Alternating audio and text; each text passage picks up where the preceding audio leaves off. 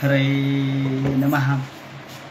धर्माचा जणू मूर्तिमान पुतळा, धर्माचा जणू मूर्तिमान पुतळा, भासे जना भूवरी, भासे जना भूवरी, दीक्षा देव निजो जगतिया, दीक्षा देव निजो जगतिया, बद्धास हो धरी, बद्धास हो धरी, वाणी नेवदता भागवती कथा, वाणी वदता भागवती कथा, व्यासा प्रति भासला, व्यासा प्रति भासला, तोहा गुरु श्री जनार्दन असा, तोहा गुरु जनार्दन असा, पाटांगणी शोभला। पाटांगणी सद्गुरुनाथ महाराज की जय।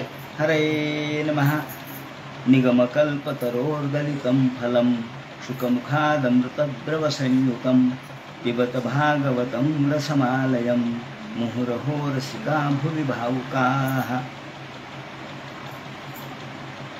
महर्षी वेदव्यास वर्णन करून सांगू लागले। या ठिकाणी हा जो तिसरा श्लोक आहे, श्रीमद भागवताचं मंगलाचरण झाल्यानंतर दुसरा श्लोक धर्माच्या अनुषंगाने सांगण्यात आला आणि तिसरा श्लोक भागवताचं महात्म्य सांगतोय। मंगलाचरणामध्ये सगुण आणि निर्गुण परब्रह्माचं लक्षण, दुसऱ्या श्लोकामध्ये भागवत धर्म त्याचं प्रतिपादन आणि तिसरा श्लोक भागवत म्हणजे काय, भागवत काय आहे हे सांगणार आहे। याला श्रीमद भागवताची त्रिसूत्री असं म्हणतात। श्रीमद भागवताचा सगळा सार या 3 श्लोकामध्ये त्यांनी संकलित केलेला आहे असं म्हणा। समग्र भागवतामध्ये जे सांगितलंय ते या 3 श्लोकात सांगितलंय आणि म्हणून हा जो तिसरा श्लोक आहे, भागवत ग्रंथ कसा आहे तर ते म्हणतात हा प्रत्यक्ष वेदाला आलेलं फळ आहे।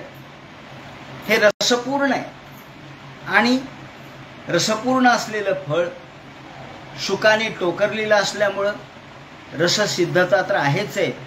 त्यामुळं आपण आलयम अगदी आपल्या मोक्षप्राप्तीपर्यंत नव्हे, मोक्षप्राप्तीनंतरही आपण भागवताचं श्रवण केलंच पाहिजे। म्हणजे असं नाही झालं की मोक्ष प्राप्त झाली आता भागवताची गरज नाही, नाही नाही, भागवताची गरज ही मोक्षानंतरही आहे। एथ मुक्ती ते परवसर म्हणती, माऊलींनी म्हटले, मुक्ती जरी समोर आली तरी तिला बाजूला सरक असं म्हणणारे भक्त आहेत। भक्ती ही श्रेष्ठ आहे। मुक्तीचा तोडर भक्तीच्या पायामध्ये, मुक्तीचा तोडर भक्ती पायी लोळे असं एका कवयित्रींनी म्हटलेलं आहे। मुक्ती ही फार मोठी गोष्ट नाही, भक्ती पुढे मुक्ती ही क्षुल्लक आहे। म्हणून भागवत हा ग्रंथ मुक्ती देणारा तर आहेच आहे, पण जीवन मुक्त करणार आहे। जीवनात राहून आपण मुक्त कसं वागावं याचा संदेश भागवतात दिलेला आहे आणि म्हणून ते म्हणतात रसमालयम, हा रसपूर्ण आहे आणि आपण आपल्या मोक्षानंतरही याचं चिंतन केलं पाहिजे। रसिका भुवि भावुका, याप्रमाणे आपण याचं काल विवेचन केलं आणि इथे द्रवसंयुतम याचा जो संदर्भ या ठिकाणी दिलेला आहे तो अत्यंत मार्मिक आहे। भक्ती रसायन सिंधू नावाच्या ग्रंथामध्ये मधुसूदन सरस्वतींनी द्रवीभाव पूर्विका ही मनसो भगवदाकारता सविकल्प वृत्तिरूपा भक्ती, ही भक्तीचं स्वरूप सांगत असताना, भक्तीची व्याख्या करत असताना द्रवीभाव पूर्विका ही मनसो भगवदाकारता, द्रव रूप अंतःकरणाला फार महत्व दिले।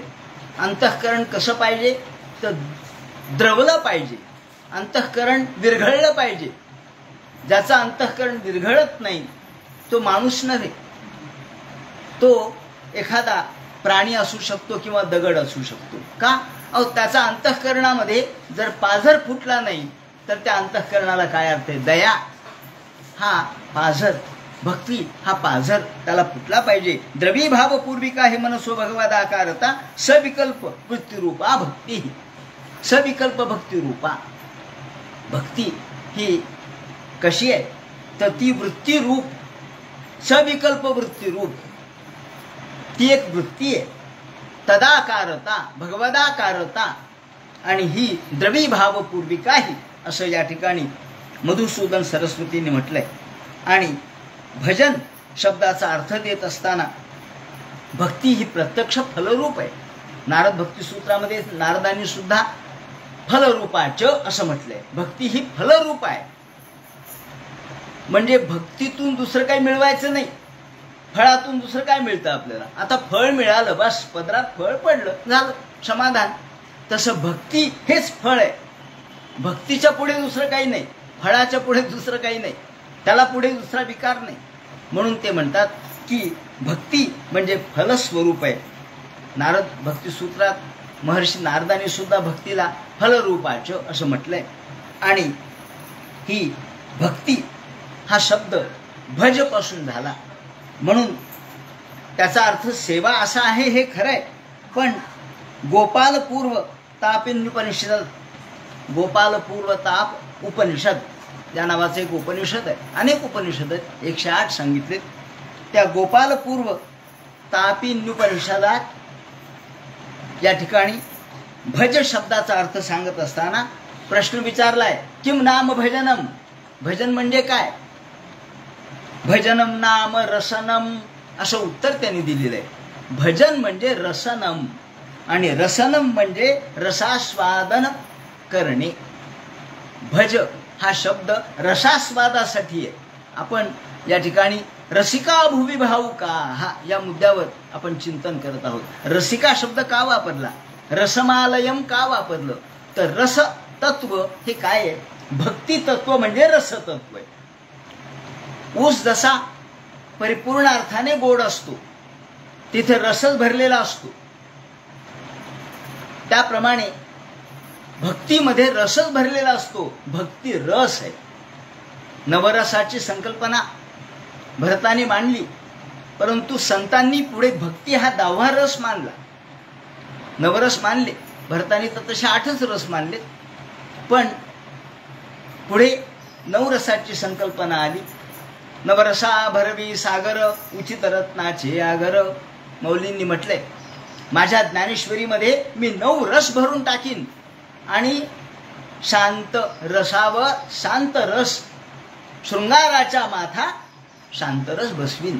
शृंगार हा शेवटचा 9वा रस आहे, पण त्याच्या डोक्यावर मी शांत रसाचं स्थान निर्माण करीन. शांत रस कुठून निर्माण होतो? भक्तीतून निर्माण होतो. शांत रसाची जी निर्मिती आहे ती भक्तीशिवाय नाही.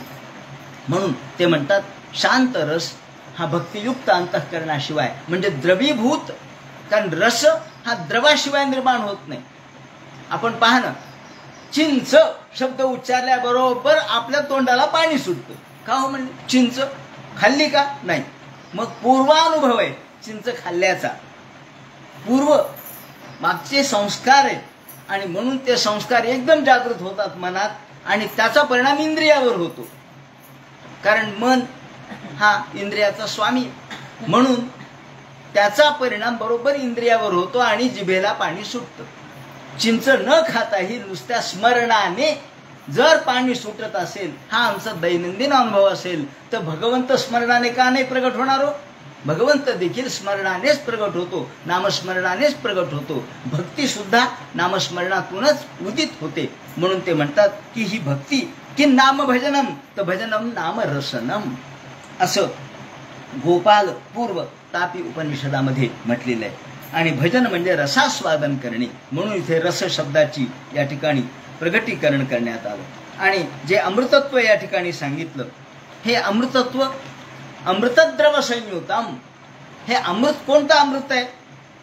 अमृत अनेक प्रकारचे सांगितलेले आहेत. नाथ महाराजांनी त्यांच्या भावार्थ रामायणामध्ये अरण्यकांडात अनेक अमृताचा उल्लेख केलेला आहे.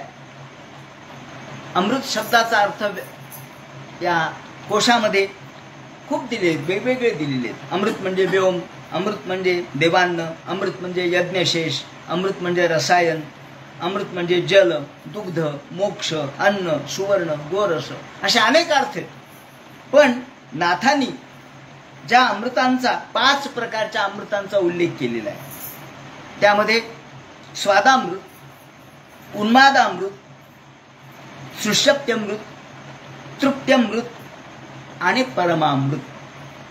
नाथांनी या 5 प्रकारच्या अमृतांचा उल्लेख रामायणात केलाय. स्वादामृत अप्सराशी. स्वादामृत कोणाला दिलं म्हणे? तर अप्सरांना दिलं. स्वादामृत हे अप्सरांशी, तेणे त्या स्वादिष्ट सर्वांशी. तृप्त्यमृत तो देवाशी, क्षुधा त्याशी बाधीना. तृप्त्यमृत हा देवाला आहे. समुद्र मंथनातून जे अमृत निघालं ते तृप्त्यमृत आहे. उन्मादामृत दैत्याशी. दैत्याने काय मागितलं हो? दारू निघाली अमृत मंथनातून. ते म्हणले आम्हाला द्या. ते म्हणले घ्या तुम्हाला सुरा दारू. म्हणून ते म्हणतात उन्मादामृत दैत्याशी, तेणे ते उन्मत्त अहर्निशी. तृप्त्यमृत सुषुप्त्यमृत ते दिग्गजाशी, तेणे ते सुखेशी डुल्लत. आणि सुषुप्त्यमृत हे गजांना आहे. हे 4 दिशेला 4 जे गज आहेत, जे हत्ती आहेत, दिग्गज ज्याला आपण म्हणतो, त्या दिशांना स्थापित केलेले गज, त्यांना हे सुषुप्त्यमृत आहे. त्यामध्ये ते डुलत राहतात, धुंद होतात. ऐसा कवण एक क्षीराब्धाचा रसू, जया वायाचे अमृतपणाचा आभासू. माऊलींनी म्हटले अहो काय म्हणले, त्या समुद्राचं मंथन केलं, त्यातून अमृत निघालं, लोक त्यालाच अमृत म्हणायला लागले. क्षीराब्धीचा रसू, क्षीराब्धीपासून जे झालं, जया वायाचे अमृताचा आभासू. तो अमृत नाहीच आहे. खरं अमृत कोणतं आहे? तर खरं अमृत जे आहे ते परमामृत आहे. भगवंताचं स्मरण, भगवंताचं चिंतन, त्याची भक्ती हे खरं अमृत आहे. बाकी कोणतेच अमृत नाहीत. म्हणून ते म्हणतात हो म्हणले चंद्राजवळ नाही का अमृत? चंद्र अमृतमय आहे आपण म्हणतो ना, ते म्हणे आहे. माऊलींनी म्हटलंय त्याला काय महत्व नाही. नाथ महाराजांनी सुद्धा त्याची पुष्टी केली आहे. ते म्हणतात म्हणती चंद्रामृत जो आरोगी, तो होय नित्य निरोगी. मुख्य चंद्राची क्षयरोगी, त्याचे अमृत निरोगी केवी करी. अहो जो स्वतःच रोगी आहे तो दुसऱ्याला निरोगी कसा करील हो म्हणले? अहो त्यालाच क्षय लागलेला आहे चंद्राला, मग तो दुसऱ्याला निरोगी कसा करील? याला म्हणतात युक्तिवाद. याला म्हणतात युक्तिवाद. आपल्या शास्त्रामध्ये 6 प्रकारचे जे श्रवणाचे 6 लिंग सांगितलेले आहेत. त्यामध्ये उपोद्घात, उपसंहार, अपूर्वता आणि युक्तिवाद चातुर्य. म्हणजे एखाद्याचं महत्त्व सांगायचं असलं तर दुसऱ्यापेक्षा हे कसं महत्त्वाचं आहे हे सांगावं लागतं. आणि अशा पद्धतीने हा युक्तिवाद किंवा अशा प्रकारची ही शब्दरचना आपण त्याला म्हणतो. म्हणून खरं अमृतत्व जर पाहायचं झालं तर भगवंताच्या भक्तीशिवाय प्राप्त होत नाही. म्हणून ते म्हणतात हे लोकांनो भुवी भावुका, हे पृथ्वीवरच्या भावुक लोकांनो. भूभव म्हणजे होणे. पृथ्वीवर जे मनुष्य म्हणून जन्माला आलेले, ज्यांना जाणीव आहे, ज्यांना कळतं, ज्यांना ज्ञान आहे, त्या ज्ञानी असलेल्या माणसांना त्यांनी म्हटलंय की तुम्ही रसिक व्हा. ज्ञानामध्ये आनंद आहे पण आस्वाद नाही. धोंडा महाराजांनी म्हटलं की ज्ञानामध्ये आनंद आहे, ज्ञानानंद. ज्ञानानंद घनम निरस्त सकलम कारुण्यपूर्णे क्षणम मूढानाम उपदेशकंच सततम पापात्मनाम पापहम वैराग्यंच विरागिणाम सुखकरम संपादकम सर्वदा. याप्रमाणे ज्ञानामध्ये आनंद आहे पण ज्ञानात रसास्वादन क्षमता नाही. कोरडं आहे, कोरडं ज्ञान, कोरडं आहे. ज्ञानामध्ये रस नाहीये, ज्ञान कोरडं आहे. म्हणून कोरडेपणामध्ये भक्ती निर्माण होऊ शकत नाही. भक्तीमध्ये पाझर असतो, ओलेपणा असतो. आणि पाझर, ओलेपणा, त्यामध्ये असलेली द्रवता, द्रवीभूतता हे त्याचं वैशिष्ट्य असल्यामुळं त्यात रसात्मकता असते. भोगीजे रसरूप गोडी, मुकुंदराज स्वामी म्हणतात भोगीजे रसरूप गोडी. ज्याप्रमाणे केळाचं साल आपण बाजूला करतो आणि आतमध्ये असलेलं केळ, त्यातला गाभा, त्यातला मगस आपण खातो, त्याप्रमाणे आपण रसरूप गोडी या ठिकाणी चाखा. म्हणून भुवी भावुका हा असा शब्द या ठिकाणी आला या जमिनीवरच्या पृथ्वीवरच्या भावुक लोकांना. आणि भाव म्हणजे काय? भाव म्हणजे अंतःकरणातली भावना, अंतःकरणातली अत्यंत सूक्ष्म पातळीवर असलेली जी भावना आहे, जी दिसत नाही परंतु असते, त्याला भाव असं म्हणतात. तेव्हा भाव भावयंती ती भावा हा असं शास्त्रामध्ये म्हटलेलं आहे. भावयन भावयंती. भावयन म्हणजे काय? तर शास्त्रकार म्हणतात भावयन म्हणजे आस्वाद्य योग्य कुर्वन. आस्वाद्यता हा त्याचं मूळ लक्षण आहे भावाचं. जिथे भाव आहे तिथे देव आहे, म्हणून आपण म्हणतो भाव तिथे देव. तेव्हा भाव नसेल तर देव नाही. म्हणून मूर्ती ही देवाचं रूप आहे, पण तुमच्या अंतःकरणात भाव असेल तर मूर्तीत तो प्रगट होईल. नाहीतर न देवे देवत्वम. देवामध्ये देवत्व कुठून येईल? तुमच्यामध्ये असेल तरच त्याच्यात येईल. याप्रमाणे म्हणून ते भुवी भावुका हा असा शब्द वापरतात. या दृष्टीने अभिधा वाकारा या ठिकाणी अभिधा म्हणजे शब्दाचे जे शाब्दिक अर्थ आहेत.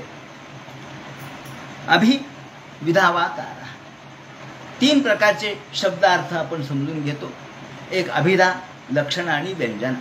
तेव्हा यामध्ये आपल्याला तिसरा जो व्यंजना प्रकार आहे ज्यातून अर्थ सूचित होतो तो या ठिकाणी लक्षात घेतला पाहिजे. कारण त्याच्याशिवाय आपल्याला रस कळणार नाही. शब्दात रस नाहीये, शब्दात अर्थही नाहीये. अर्थ आपल्या अंतःकरणात आहे, अर्थ आपल्या मनामध्ये, आणि तो उदित होणं म्हणजे भगवदाकारता निर्माण झाल्याशिवाय होऊ शकत नाही. तयापरी हे श्रोता अनुभवावी हे कथा अति हळुवारपण चित्त आणून या. माऊलींनी ज्ञानेश्वरीचा वाचन कसं करावं हे सांगताना काही अटी घातल्यात. तयापरी हे श्रोता अनुभवावी हे कथा. अनुभव घेतला पाहिजे. सगळ्यांनाच अनुभव नाही प्राप्त होत. अनुभव आला तर तादात्म्य असल्याशिवाय अनुभव प्राप्त होत नाही. म्हणून ही अति हळुवारपण चित्त आणून या. मन हळुवार करा, मन मृदू करा, मन द्रवीभूत असू द्या, तर आपल्याला हा आस्वादन कळतं. म्हणून ते म्हणतात जैसे भ्रमर परागुनेती आणि कमलदले नेणती. ज्याप्रमाणे भ्रमर हा पराग घेऊन जातो, कमलाला त्याचा पत्ताही नसतो, तितक्या का कमळावरी भवर पाय ठेविती हळुवार कुचुंबैल केसरी या शंका. याप्रमाणे आपण किती सूक्ष्म पातळीवर हे अनुभवलं पाहिजे. या भागवताचा अभ्यास सुद्धा इतक्या सूक्ष्मतेने, इतक्या हळुवारपणे, कोमलपणे केला पाहिजे की या भागवतामधला जो रस आहे तो आपल्याला कळला पाहिजे. नाही शब्दार्थ कळेल पण रस नाही कळणार. शब्द समजून येईल परंतु त्यातली रसवत्ता कळणार नाही. म्हणून ते म्हणतात की हा भागवत असा रसपूर्ण ग्रंथ असल्यामुळं आपल्याला रसास्वादन कसं करावं ते सांगतात. आणि मग 4थ्या श्लोकामध्ये नैमिषे निमिष क्षेत्रे ऋषय शौनकादयः शत्रं स्वर्गाय लोकाय सहस्र सममासत तय कदा मुनय प्रातर्हुत हुताग्नयः सत्कृतं सुतमासीनं प्रभुच्छुरिदमादरात. एकदा इथून सांगायला सुरुवात करतात. नैमिषे निमिष क्षेत्रे. नैमिषे निमिष क्षेत्रे. एकदा घटना अशी घडली की निमिष नैमिष क्षेत्र आहे. या ठिकाणी नैमिष अरण्य, ज्याला आपण नैमिषारण्य म्हणतो आज, त्या नैमिषारण्यामध्ये ऋषय शौनकादयः. शौनकाधिक सगळे ऋषी आणि सूत महाराज हे या ठिकाणी बसलेले होते. तिथे 1000 वर्ष आपण भगवंताचं नामस्मरण करावं, चिंतन करावं, श्रवण करावं म्हणून 1000 वर्षाच्या अनुष्ठानासाठी बसले. आता हे निमिष क्षेत्राचं वर्णन ते करतात. हे निमिष क्षेत्र काय? ज्या ठिकाणी भगवंतांनी एका निमिषामध्ये राक्षसांचा संहार केला म्हणून त्याचं नाव निमिष क्षेत्र, नैमिषारण्य असं पडलं. विश्वचक्राची ही नाभी आहे असं म्हणतात. सगळ्या विश्वाचं मूल केंद्र कोणतं असेल तर नैमिषारण्य आहे. नाभी आहे म्हणजे नाभी ज्याप्रमाणे मूल केंद्र असते, निर्मिती नाभीतूनच आहे ना.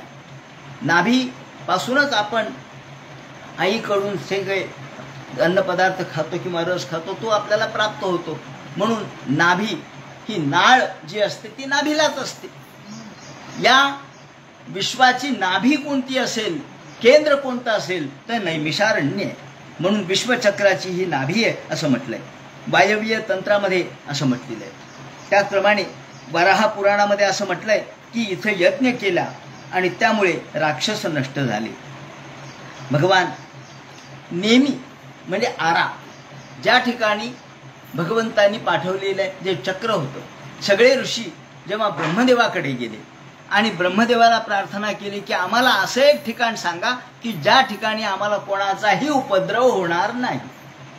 आपण साधं संध्या करायची असली, पूजा करायची असली तरी म्हणतो काय की अविरोधेन पूजा कर्म समारभे, कोणाच्याही सर्वेषाम अविरोधेन, सर्वेषाम विरोधेन म्हणजे सगळीकडे जेव्हा शांतता असते तेव्हा संध्या करता येते, शांतता असते तेव्हा पूजा करता येते. म्हणून अविरोध, सर्वेषाम विरोधेन पूजा कर्म समारभे. तर ते म्हणतात आम्हाला ते 1000 वर्ष बसायचे. मग 1000 वर्ष बसायचं तर कोणाचा या ठिकाणी उपद्रव नको, कोणाचा त्रास नको.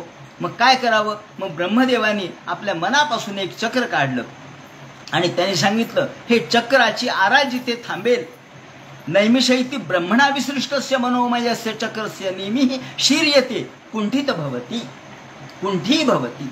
ज्या ठिकाणी ही आरा याची थांबेल त्या ठिकाणी तुम्ही बसा, ते क्षेत्र चांगलं आहे. म्हणून ब्रह्मणा विसृष्टस्य मनोमयस्य चक्र. आता मनोमय चक्र म्हणजे काय? असं काही चक्र फेकलं म्हणण्यापेक्षा ब्रह्मदेवानी शांतपणाने आपल्या मन स्थिर करून विचार केला की कोणतं जागा चांगली आहे. आणि मनरूपी चक्र, मन गतिमान आहे ना, त्या गतिमान मनाने जी जागा निवडली ती ही होती. म्हणजे ब्रह्मदेवाच्या मनाने जी जागा निवडली ती नैमिषारण्य होती. म्हणून नेहमी असा शब्द इथं आला. शीर्यते कुंठी भवती यत्र तन्नेमी शंसे. ज्या ठिकाणी ही नेहमी थांबली त्या ठिकाणी त्याला नैमिष अरण्य असं म्हणतात. इथे शहामृगाचं वापरलंय आणि नंतर मात्र ते पुढच्या पुराणांनी हे षटकोणाचं केलंय. तथाच वायवीय एतन मनोमयंच, मनोमयन चक्रम, वायवीय तंत्रामध्ये त्यांनी मनोमयम चक्रम मया सृष्टम विसृज्यते असं म्हटले. आणि या ठिकाणी आपल्याला धर्म कर्म शांततेने करता येतो. प्रणिपत्य महादेवम विसृज पितामहा. आणि ज्या ठिकाणी पितामहानी ब्रह्मदेवानी हे चक्र सोडलं त्या ठिकाणी हे सगळे ऋषी तिथे गेले आणि त्यांनी ती जागा ब्रह्मदेवानी दर्शित केल्यामुळं प्रययुस्तस्य चक्रस्य यत्र नेमीर विशीर्यते, ज्या ठिकाणी ही नेमी थांबली त्याला आपण नैमिषारण्य असं म्हणतो. आणि म्हणून त्यांनी शब्द असा वापरलाय की वराह पुराणोक्तम द्रष्टव्यम तथाही. हे वराह पुराणामध्ये सांगितलंय. गौरमुख नावाचे ऋषी होते, त्यांनी देखील ही नैमिषारण्य का म्हटलंय याचं विवरण केलेलं आहे. मुनीम गौरमुखं तदा उवाच निमेषेण. ज्या ठिकाणी एका निमिषामध्ये, असं एक दुसरं एक संदर्भ आहे की एका निमिषात ज्या ठिकाणी भगवंतांनी राक्षसांना मारलं ते हे अरण्य आहे. उवाच निमेषेणम दन्निहितम दानवम बलम अरण्येस्मिन. ज्या ठिकाणी ज्या अरण्यात यांनी एका क्षणात भगवंतांनी राक्षसांचा संहार केला त्याला नैमिषारण्य असं म्हटलंय. भविष्यती यथार्थ ब्राह्मणानां विशेषगमिती अनिमिषाः. आता तिसरा अर्थ असा आहे की अनिमिषाः, ज्या ठिकाणी निमिष म्हणजे पापणी, पापणी लवणे हा जो वेळ आहे ते निमिष. अनिमिष म्हणजे सतत कायम, ज्या ठिकाणी भगवंताचं वास्तव्य कायम आहे, भगवान तिथे क्षणभरही नाहीत असं होत नाही, त्यामुळे त्याला अनिमिष क्षेत्र असं म्हणतात. म्हणून अनिमिषाः श्री विष्णू रप्लुप्त दृष्टित्वात तस्य क्षेत्रे तथा चा त्रैव शौनका. ते त्या ठिकाणी हे शौनकादी लोक त्या ठिकाणी गेले जिथे भगवंताचं वास्तव्य कायम स्वरूपी आहे, त्याला म्हणतात नैमिषारण्य, अनिमिष.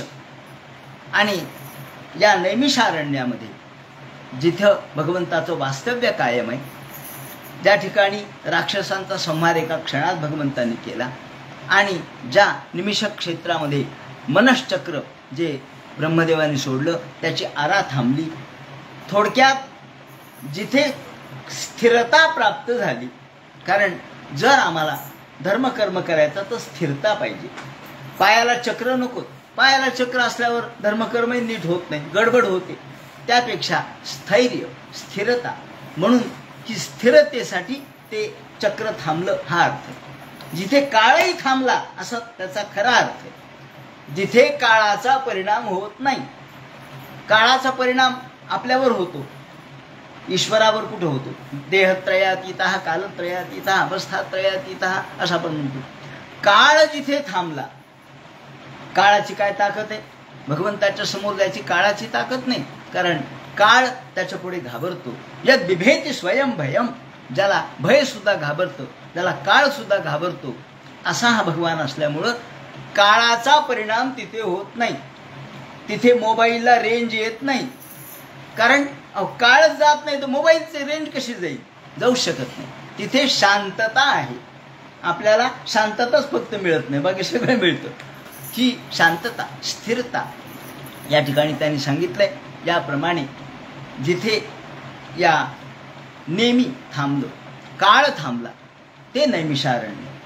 आणि ज्या नैमिषारण्यामध्ये हे सगळे शौनकादिक ऋषी गेले. शौनक शब्दाचा अर्थ काय होतो? ज्यांची दृष्टी सूक्ष्म आहे त्याला शौनक असं म्हणतात. जे बारीक दृष्टीने बघू शकतात, कूर्पदृशा, जे बारीक दृष्टीने बघू शकतात त्याला शौनक असं म्हणावं.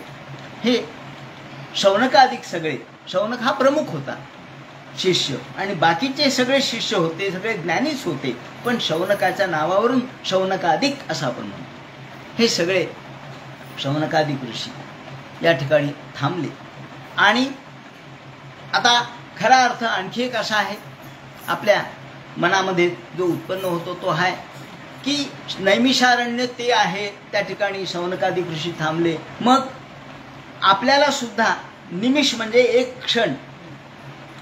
आयुष्य किती मिळालंय हो? तुम्ही म्हणाल 100 वर्षाचं.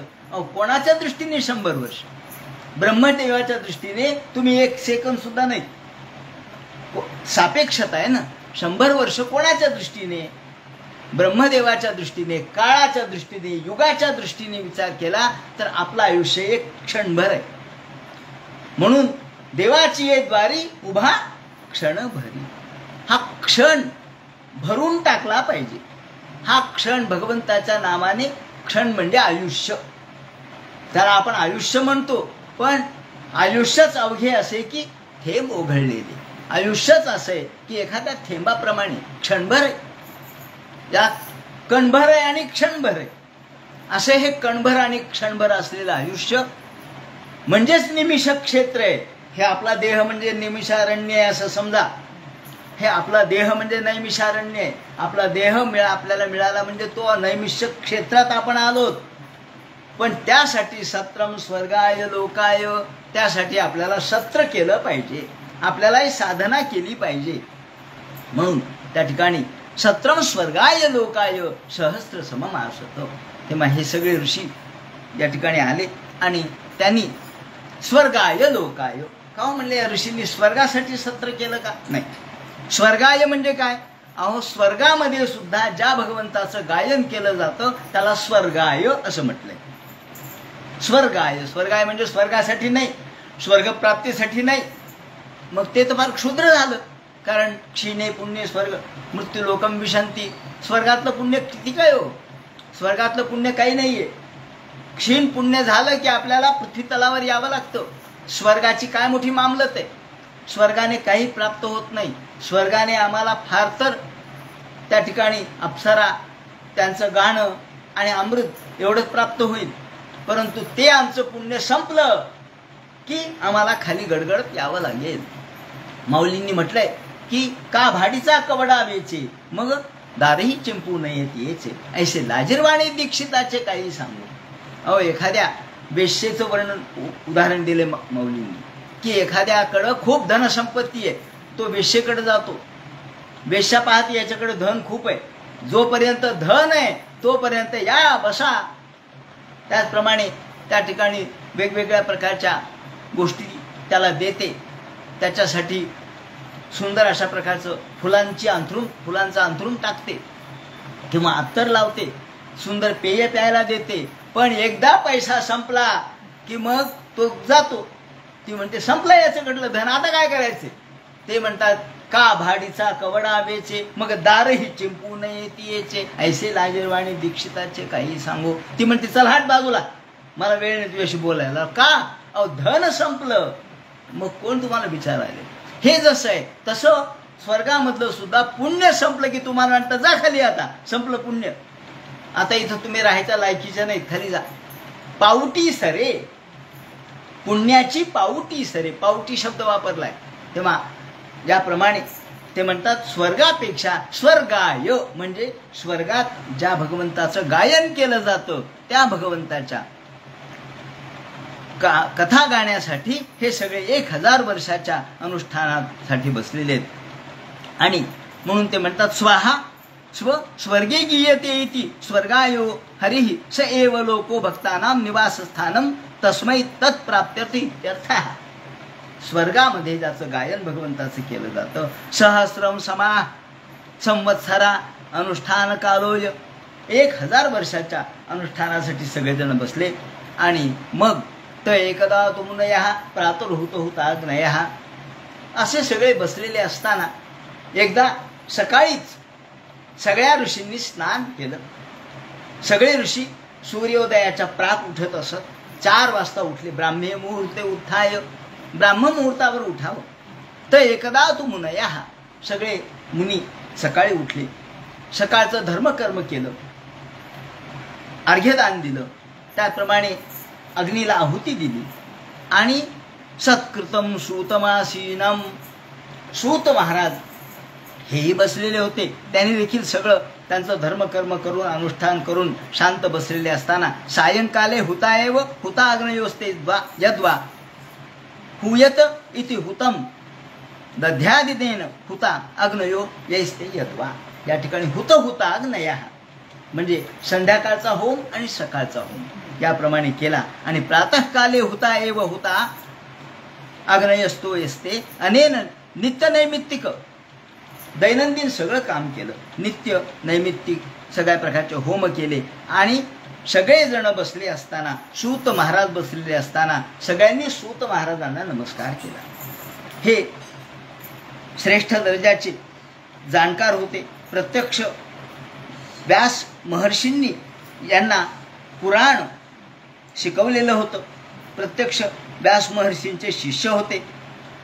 असे हे सूत महाराज बसलेले असताना सगळ्यांनी त्यांना नमस्कार केला. आणि परावर विदो विदुहू, त्यांनी वर्णन केलंय की हे सूत महाराज प्रत्यक्ष व्यास महर्षींचे शिष्य असल्यामुळं परावर विदो विदुहू, पर आणि अवर या जगातलं आणि पर जगातलं, या ठिकाणचं आणि दुसऱ्या ठिकाणचं, अर्थात सगळ्या प्रकारच्या त्रिकालज्ञ असणारे हे होते. आणि त्यांना हात जोडून सगळे म्हणाले, शौनकादिक सगळे म्हणाले महाराज आपल्याला नमस्कार असो. म्हणून सर्वांनी नमस्कार केला. आपण सगळे ऋषी बोलू लागले. त्वया खलु पुराणानी तेतिहासानी चानघ आख्याताप्यन्यप्यधीतानी धर्मशास्त्र आणि जान्युता. आपण सर्व प्रकारचे ज्ञान प्राप्त करून घेतलेले आहेत. तुमच्यावर अनुग्रह झालेला आहे. तुम्ही व्यासा इतकेच तज्ज्ञ आहात. तुम्ही परावर विदो विदु, तुम्ही शब्द ज्ञानातही आणि अनुभव ज्ञानातही दोन्ही ज्ञानामध्ये तुम्ही तज्ज्ञ आहात. आणि प्रत्यक्ष व्यासांचा अनुग्रह झाल्यामुळं, व्यासांचे तुम्ही शिष्य असल्यामुळं व्यासा इतकेच ज्ञानी आहात. आणि म्हणून त्वया खलु पुराणानी, व्यास महर्षींनी त्यांना पुराणाचा अधिकार दिलेला होता. तुम्ही पुराण सांगायचं. व्यास महर्षींचे जे मुख्य शिष्य होते 4, त्यापैकी या शिष्याला सूताना त्यांनी पुराणाचा अधिकार दिलेला होता. इतिहास आणि पुराण यांचा अधिकार दिल्यामुळं पुराण सांगण्याचा अधिकार सूतांचा आहे. त्यामुळं स्निग्धस्य शिष्यस्य त्वया खलु पुराणानी हे इतिहासानी चानघ. तुम्ही इतिहास जाणता, पुराण जाणता आणि आख्यातान्यप्यधीतानी सगळे आख्यानं जाणता, सगळ्या कथा जाणता, ते देखील तुम्ही जाणता. सगळ्या प्रकारच्या ग्रंथांचं अध्ययन तुम्ही केलेलं आहे, तुमच्यावरती अनुग्रह झालेला आहे आणि म्हणून तुम्ही आम्हाला ज्ञान सांगा, कथा सांगा, अशा प्रकारची सर्वांनी विनंती केली. आणि यानी यानी विदाम श्रेष्ठो भगवान बादरायण. भगवान बादरायण म्हणजे व्यास महर्षी यांनी ज्या ज्या श्रेष्ठ दर्जाच्या शिष्यांची परंपरा निर्माण केली त्यामध्ये तुम्ही आहात. वेत्थत्वम सौम्यतत् सर्वम, तुम्ही सगळ्या प्रकारचे तत्व जाणता. आणि ब्रूयु स्निग्धस्य शिष्यस्य गुरवो गुह्यमप्युत. जो स्निग्ध शिष्य आहे, स्निग्ध म्हणजे द्रवीभूत अंतःकरणाचा जो शिष्य आहे, ज्या शिष्याच्या अंतःकरणामध्ये स्निग्धता आहे. स्निग्धता म्हणजे ज्याला आपण आज समजा आपण फुलवात लावली पण ती कोरडीच लावली तर पटकन जळून जाईल, पण त्यात तूप घालावं लागेल. तूप असेल तर ते चांगल्या पद्धतीची त्यामधून ज्योती प्रगट होईल. नुसतं कोरडं असेल तर काय बघ फटकन जळून जाईल, ते कापूस आहे. म्हणून स्निग्धता ही काय करते तर ज्ञान प्रज्वलित करते. म्हणून तुमच्यामध्ये स्निग्धता आहे आणि म्हणून स्निग्धस्य शिष्यस्य गुरवो गुह्यमप्युत. जो गुरु आहे, जो ज्ञानी आहे, जो मार्गदर्शक आहे, तो स्निग्ध शिष्याला आपलं गुह्य सांगतो. शिष्य सगळेच असतात, शिष्य खूप असतात, पण सगळेच शिष्य तितक्या अधिकाराचे नसतात. सगळे शिष्य सारखे नसतात. पण कोणकोणत्या शिष्याला अभिमान असतो, कोणाला गर्व असतो, कोणाला अहंकार असतो, कोणी अज्ञानी असतात. पण गुरु त्यालाच ज्ञान देतो, त्यालाच आपल्या अंतःकरणातलं गुह्य सांगतो. गुह्य म्हणजे मूळ तत्व सांगतो, सूक्ष्म तत्व सांगतो की जो स्निग्ध आहे, ज्याच्या अंतःकरणात द्रवीभूतता आहे, प्रेम आहे, ज्याच्यावर गुरुचं विशेष प्रेम असते. द्रोणाचार्याचे तर सगळेच शिष्य होते, प्रत्यक्ष पुत्र देखील शिष्य होता. अश्वत्थामा तोही शिष्य होता. पण द्रोणाचार्यांनी अर्जुनाला जे ज्ञान दिलं ते कोणाला नाही दिलं. अर्जुनाला जे ज्ञान दिलं ते बाकी कोणालाही दिलं नाही. का? म्हणून आपण म्हणतो द्रोणाचार्याचे शिष्य कोण? अर्जुन. मग बाकीचे नाहीत का? दुर्योधन नाहीत का? आहेत ना. ते फक्त आहेत म्हणायला आहेत. पण खरं गुह्य, खरं ज्ञान हे अर्जुनाला प्राप्त झालं. म्हणून ब्रूयु स्निग्धस्य शिष्यस्य गुरवो गुह्यमप्युत तत्र तत्रांजसायुष्मन् भवतान्यग्निश्चितम् पुंसामेका तत्र शयतस्यन्तुतिमर्हति.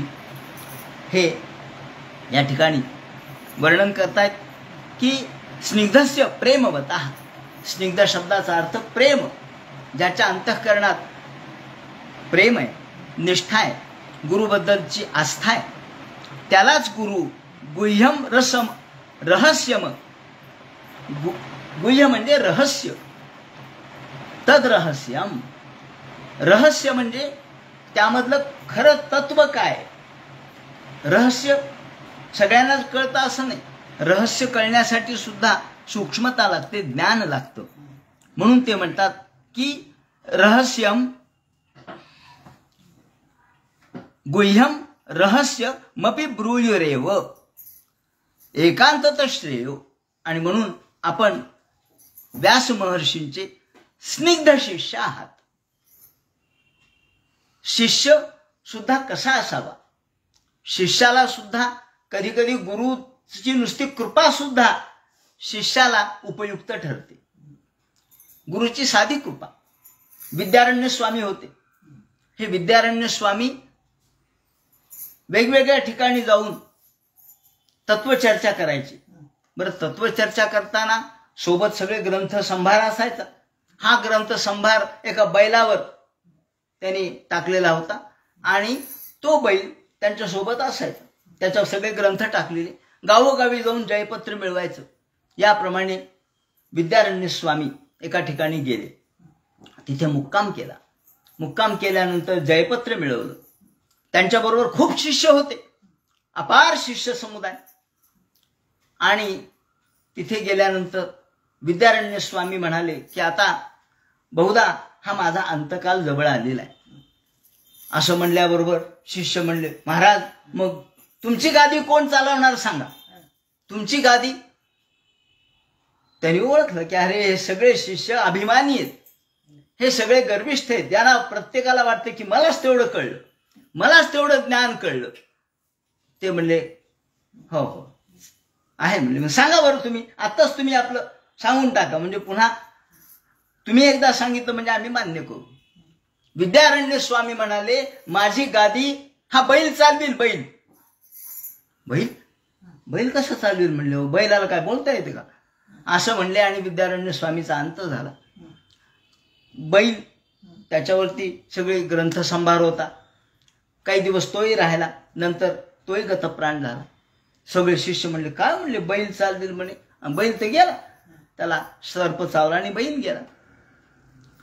नंतर बैलाचा दुसरा जन्म झाला. बैलाचा आता यांच्यावर कसा गुरु त्यांच्यावरती आपल्या स्वतःच्या कृपेचा प्रसाद प्रगट करतो ते सांगितलेलं आहे. दुसरा जन्म झाला तो मानवाचा जन्म झाला. मंगळवेढा या ठिकाणी ते जन्माला आले. तिथे जन्माला आल्यानंतर त्या देशपांडे घराण्यामध्ये मोठे झाले, थोर झाले, ज्ञानी झाले. आणि त्यांचं लग्नही करण्यात आलं. परंतु त्यांना इच्छा नव्हती लग्न करण्याची, पण आई वडिलांच्या इच्छेखातर लग्नही केलं. आणि त्यांची पत्नी शयनगृहात आल्याबरोबर शयनगृहात एक मोठाच्या मोठा साप दिसला. ती जे घाबरली ती पुन्हा आलीच नाही. ते सर्प, यांनीच सर्पाचं रूप धारण केलं आणि तिथं प्रगट झाले. बस. आणि तिथून दुसऱ्या दिवशी बाहेर पडले. बाहेर पडले, एका घोड्यावर बसले आणि निघाले. घोड्यावर बसून निघाले, नदीमधून चालले आणि एकदम तहान लागली. तहान लागली म्हणून आता काय करावं म्हणले, आता नदीमधून चाललो, नदीचं पाणी अगदी छातीपर्यंत होतं. थांबायच्या ऐवजी, नदी मोठी होती, तहान लागली म्हणले आपण पाणी प्यावं असंच म्हणून तोंडानेच पाणी प्यायला सुरुवात केली. तोंड लावलं पाण्याला. पाण्याला तोंड लावल्याबरोबर पलीकडे एक अक्षोभ्य तीर्थ नावाचे ग्रस्त बसले होते. ज्ञानी होते, पंडित होते, संत महात्मे होते, पलीकडे बसले होते नदीच्या पलीकडच्या तटाकावर. अक्षोभ्य तीर्थ त्यांनी पाहिलं आणि त्यांनी फक्त एका शब्दाचा उच्चार केला. त्यांनी प्रश्न विचारला, किम पशु पूर्व देहे, का रे म्हणले मागच्या जन्मात काय पशु होतास काय? आणि ते खरंच होतं, मागच्या जन्मात बैल होते. असं म्हणल्याबरोबर त्यांच्या लक्षात आलं की आपण मागच्या जन्मात आपण बैल होतो, आपण विद्यारण्य स्वामीच्या सोबत होतो आणि आता आपल्याला मानव देह प्राप्त झाला. हे जयतीर्थ टीकाचार्य, विद्यारण्य स्वामींची परंपरा जयतीर्थाने पुढे चालवली. ते टीकाचार्य म्हणून प्रसिद्ध झाले. सांगायचं तात्पर्य असं की ब्रूहि स्निग्धस्य शिष्यस्य गुरवो गुह्यमप्युत.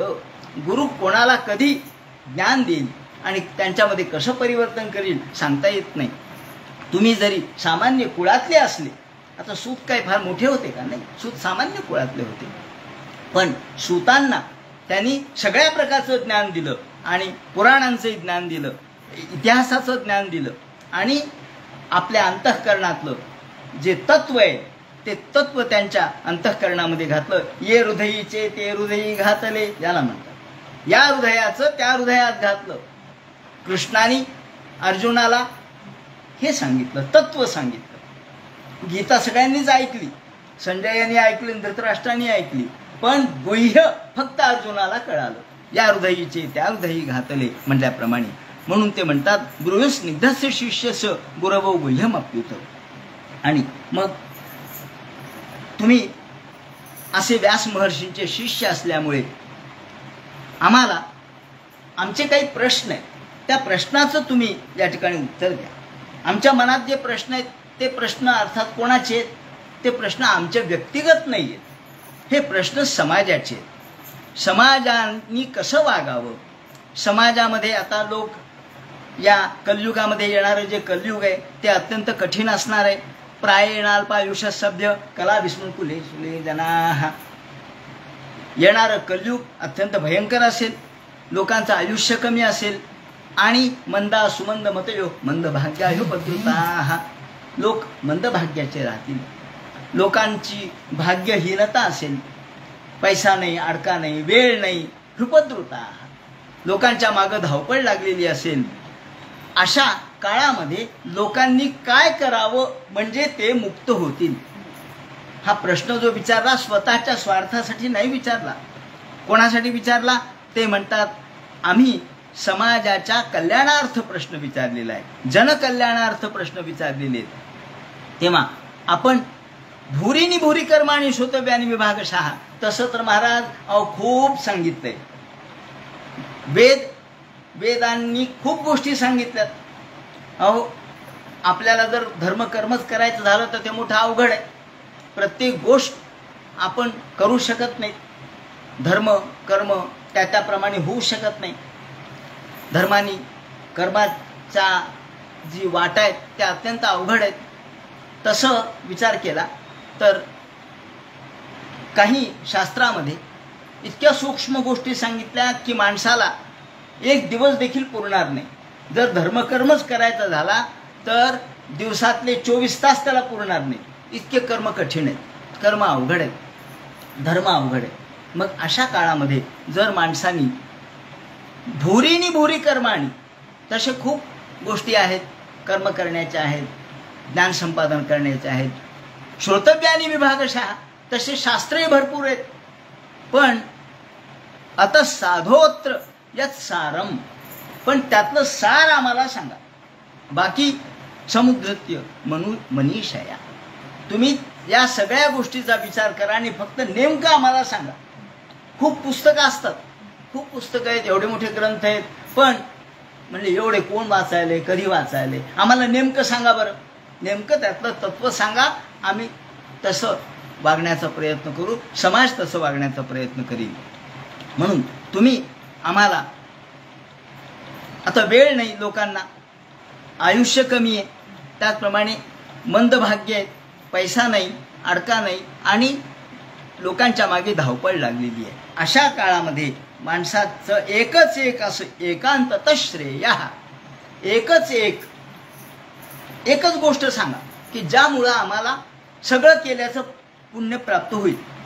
हे साधनं खूप आहेत, साधनाचे मार्ग खूप आहेत, पण श्रेय, लोकांचं कल्याण करणारं असं एकमेव श्रेय आम्हाला सांगा की ज्यामध्ये सगळ्या गोष्टी सहभागी होऊ शकतील आणि त्यातून भगवान प्रसन्न होईल. प्रसिद्धती, भगवान ज्यामुळे प्रसन्न होईल. शांती, पुष्टी, जसं एक आपण घास खाल्ला की शांती प्राप्त होते आणि पुष्टी प्राप्त होते आणि तुष्टी प्राप्त होते. एकानुघासम असं म्हटलंय. त्याप्रमाणे शौनकाने जे 6 प्रश्न विचारले त्यापैकी माणसाला कल्याणाचा एकमेव मार्ग कोणता तो आम्हाला सांगा.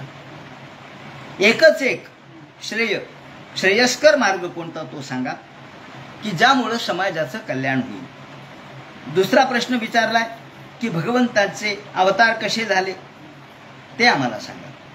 तिसरा प्रश्न विचारलाय नारदांनी जे वेगवेगळे चरित्र गायलेत, कलावतार जे सांगितलेत ते कोणत्या कारणास्तव झाले ते आम्हाला सांगा. चौथा प्रश्न विचारलाय की तो आम्ही उत्सुक आहोत देवाचे अवतार का होतात हे ऐकायला. आणि क्षेमायच भवायच, माणसाचं कल्याण, या जगातलं कल्याण, प्रापंचिक कल्याण आणि पारमार्थिक कल्याण, ह्या दोन्ही कल्याणार्थ देवाचा अवतार कसा होतो, श्रेय आणि प्रेय, अभ्युदय आणि निश्रेयस, या दोन्ही गोष्टीची प्राप्ती कशी होऊ शकते ते आम्हाला सांगा. म्हणून क्षेमायच भवायच असे 2 शब्द आलेले. आणि 5वा प्रश्न विचारलाय की भगवंत एकच अवतार घ्यायचा त्यांनी, बलराम आणि कृष्ण असे 2 अवतार का धारण केले त्यांनी बलभद्रासह अवतार का धारण केला. एकटे अवतार धारण केला असता तर चाललं नसतं का. बलभद्रासह बलरामासह हा अवतार का धारण केला. आणि 6वा प्रश्न विचारलाय तो फार मार्मिक प्रश्न आहे की भगवान जेव्हा निजधामाला गेले तेव्हा धर्म कोणाला शरण गेला. धर्म कोणाला शरण गेला. धर्म कम शरणं गतः. धर्म कोणाला शरण गेला म्हणजे धर्म भगवंतासोबतच गेला ना. धर्मादिभी सह असं म्हटलंय ना की धर्मासह भगवान निजधामाला गेले. मग धर्म जर निघून गेला तर मग इथं काय राहिलं. आणि राहिला असेल तर धर्म कोणाच्या आश्रयाने राहिला. कारण भगवान सगळ्यांचा आश्रय आहे. आपण आश्रित आहोत आणि भगवान आश्रय आहे. मग भगवंताला धर्म सोडून तर राहू शकत नाही. मग धर्म कोणाला शरण गेला की ज्यामुळं या धर्माला आधार मिळाला, आश्रय मिळाला, ते आम्हाला सांगा. आता हे 6 प्रश्न जे विचारलेले या 6 प्रश्नाच्या अनुषंगाने आता पुढे हे विस्ताराने आम्हाला विस्तृत आम्हाला सांगा, विस्तारपूर्वक सांगा असा प्रश्न त्यांनी विचारलाय.